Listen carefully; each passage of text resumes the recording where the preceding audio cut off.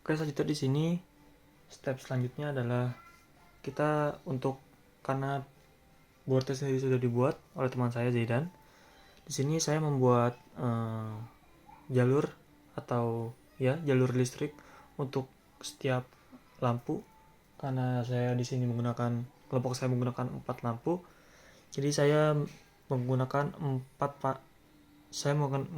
pasang, baik itu 1 pin dan 1 GND atau jalur daya untuk lampu yang akan saya gunakan nanti. Di sini bisa dilihat dimulai dari jumper yang saya potong dan saya sambungkan dengan kabel serabut. Diakhiri juga dengan jumper female yang awal itu male ya, untuk disambungkan ke breadboard. Lalu untuk kabel serabutnya sendiri, untuk GND saya gabung dikarenakan pertama supaya rangkaiannya sendiri bisa lebih rapi lagi. Yang kedua adalah karena kabel serabut yang saya miliki memang hanya sedikit, jadi untuk menghemat kabel yang saya punya, saya gabung kabel GND-nya. Jadi satu jumper male GND ini bisa digunakan untuk memberi daya 4 lampu atau 4 female jumper untuk lampu yang saya gunakan. Dan ini juga ada untuk miniatur lampu jalan yang saya buat, yang kelompok kami gunakan. Selanjutnya kita memasukkan LED 5 mm nya ke dalam miniatur lampu jalanan yang sudah kita buat. Bisa dilihat di sini sudah dipasang ke dalam miniaturnya ya. Jadi untuk next stepnya atau langkah selanjutnya, saya akan memasang lampu-lampu ini ke dalam board yang sudah dibuat atau fondasi lampu jalan yang sudah dibuat sebelumnya. Oke, selanjutnya adalah skenario di mana ada mobil yang memiliki speed atau kecepatan berkendara yang di atas rata-rata atau yang tinggi. Seperti contohnya di sini saya akan menggambarkannya menggunakan baterai sebagai objek atau mobilnya yang lewat dengan speed yang di atas rata-rata seperti ini ya contohnya. Nah, bahkan setelah setelah sensor depan mendeteksi objek, lampu akan menyala. Namun saat sensor belakang mendeteksi objek, lampunya akan mengambil delay selama 5 second dari sejak awal sensor HCSR depan mendeteksi objek.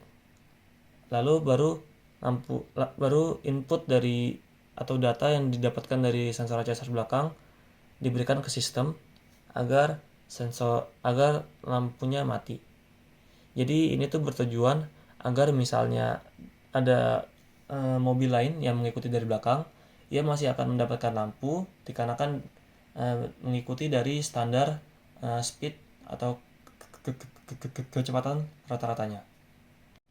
Oke, di sini saya akan menjelaskan step skenario yang sudah saya buat softwarenya untuk menghadapi step skenario yang ada di jalanan. Seperti yang saat ini akan saya jelaskan adalah skenario normal atau umumnya, yaitu saat dimana ada objek atau mobil yang berlalu lintas dengan kecepatan normal. Seperti contohnya di sini saya akan menggunakan baterai sebagai objek yang nanti akan menggambarkan mobilnya. Di sini apabila sensor HCSR depan mendeteksi objek seperti biasa, maka setiap lampu LED 5 mm akan menyala. Lalu apabila sensor HCSR belakang mendeteksi bahwa mobilnya ini sudah lewat atau sudah di sensor HCSR belakang, maka setiap lampu LED 5 mm nya akan mati. Ini untuk yang normal. Oke, selanjutnya adalah memasang setiap alat yang sudah disiapkan sebelumnya. Di sini saya sudah memasang ada LED miniaturnya, lalu ada Arduino board, breadboard, sensor HCSR di masing-masing breadboard. Di sini saya memakai 2, ada sensor HCSR depan dan sensor HCSR belakang. Lalu ada LDR modul untuk mendeteksi apakah lingkungannya sudah malam atau masih siang. Karena kalau masih siang maka sistem masih akan mati, namun apabila sudah malam sistem akan menyala.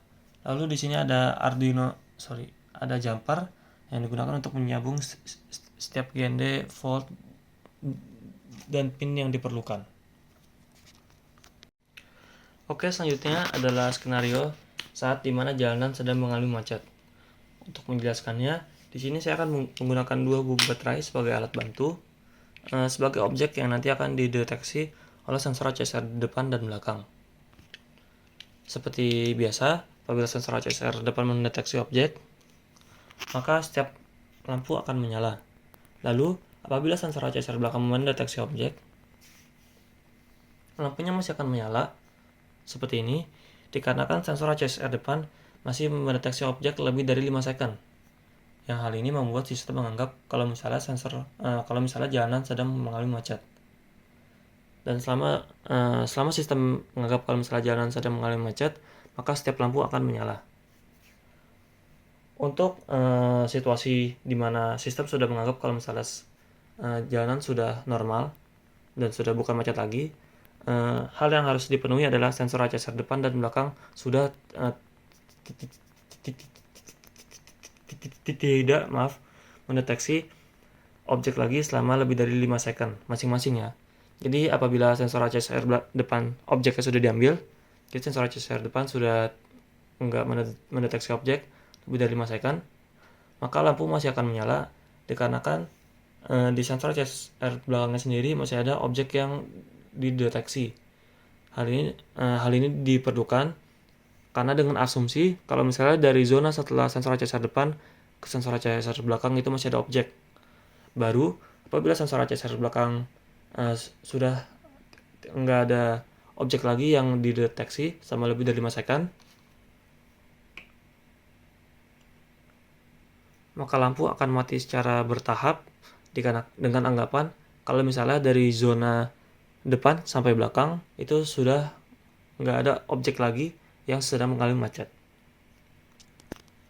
Setelah dipasang-pasangin dengan kabel-kabel di sini, selanjutnya saya akan langsung memasangin tembok di sini atau kardus yang lain lagi dengan kardus agar supaya kabel-kabelannya terlihat maksud saya agak tertutupin dengan kardus ini. Setelah saya memotong-motonginnya, akhirnya mendapatkan ini. Jadi ini hasilnya setelah saya memasang kardus di seberang jalannya. Untuk bagian sensornya saya sempat membolonginnya agar sensor yang dari sini bisa kedetek di jalan yang ada di seberang sini. Jadi misalkan ada mobil jalan dari sini, bakal kena sensor di sini dan bakal mati lagi kalau mobilnya melewati di sini juga. Dan ini hasil akhirnya. Ini untuk parkiran atas untuk mobil-mobil lainnya supaya tidak terlalu kosong-kosong banget. Jadi ini mobilnya.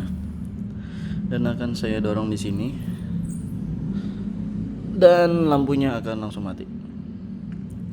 Oke, Miss. Sekian dari kami. Wassalamualaikum warahmatullahi wabarakatuh.